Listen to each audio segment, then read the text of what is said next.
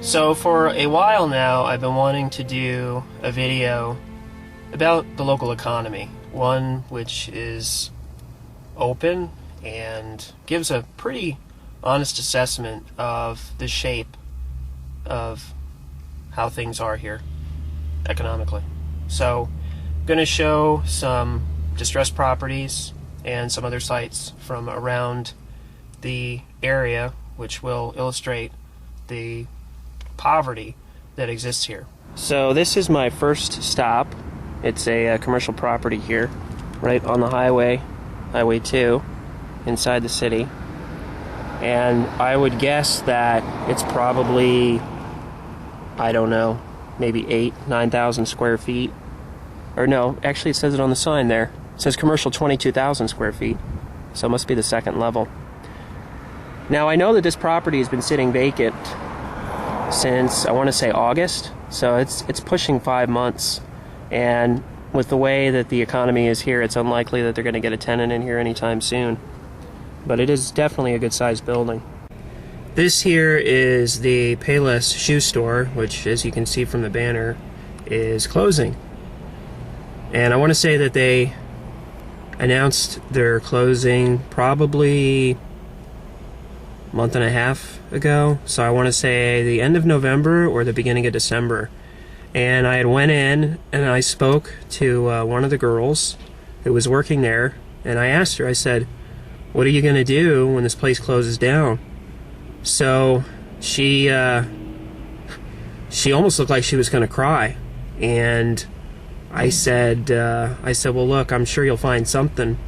And then she kind of smirked at me, and then she walked away. But I could tell she was visibly upset because she knows how bad the job situation is in this area. How about a job as a human directional?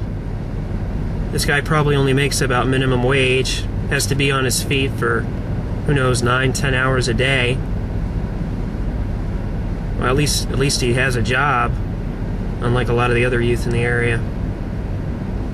Not a lot of job opportunities here, folks. It's really sad. Really sad. Now, I wanted to get some footage of this place. This place is called Teletech, and they are a subcontractor for Bank of America. They handle their customer service, their call center, and they employ about 700 people. Now, Teletech pays its people about $9.75 an hour to start, which is not a living wage for the area. And I would say a living wage would probably be maybe $11 or $12 an hour. Now, the other thing about Teletech, which I know because I know a number of people that work here, is that they're basically what I call a predatory employer, in that the job situation is so bad here that they know that they can pay people the little paltry wage of $9.75 an hour and get employees. And it's really exploitative because I know a number of single moms that work there, and they just get stressed out beyond belief. It's just a miserable place to work.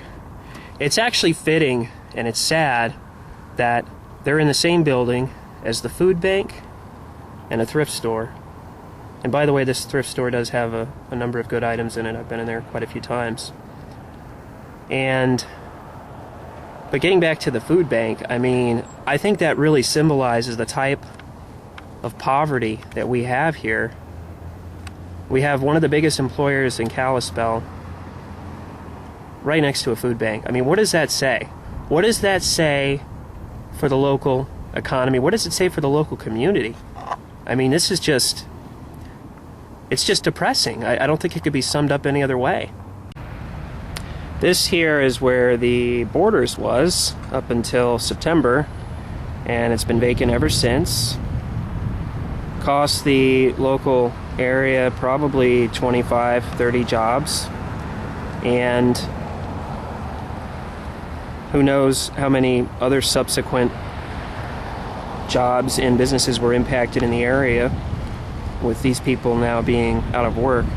Some of them may have been able to find employment, maybe a Teletech, which really isn't a step up. In fact, it's a step down. But, you know, it kind of begs the question, what happens when the other big box stores go under here? Like Bed Bath & Beyond and Best Buy and even Home Depot. And Home Depot employs over 100 people. Because at some point, as the Depression goes on, it's going to become a reality. These big box stores are going to start closing. They've already closed locations around the country, the home improvement retailers. There's just too much dependency on these big chains. And it's like, you know, you look at all these retailers here in this plaza, and it's like any town USA.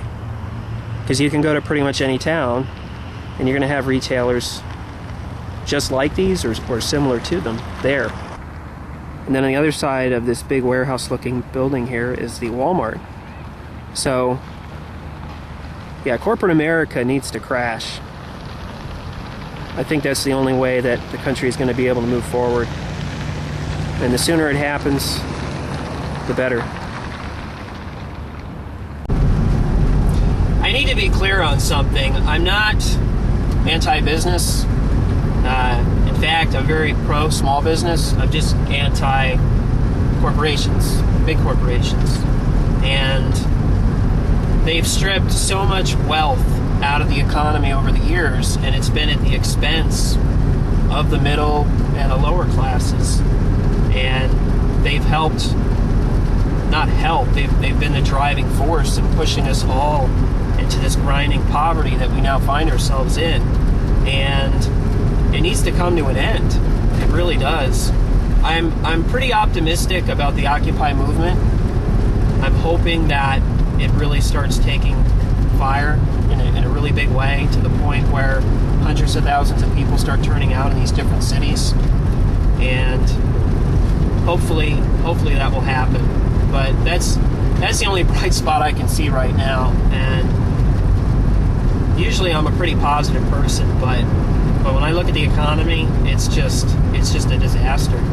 And it's damaging people, it's destroying them financially. And that leads to other problems. You start having societal fallout, people committing suicide, just all kinds of crazy stuff.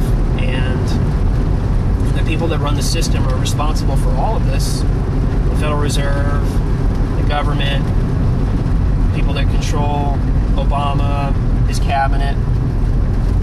So at some point this has to collapse, and we need to start with something new, have some type of renewal, and then progress from there. So this is what retail chains do to downtown areas.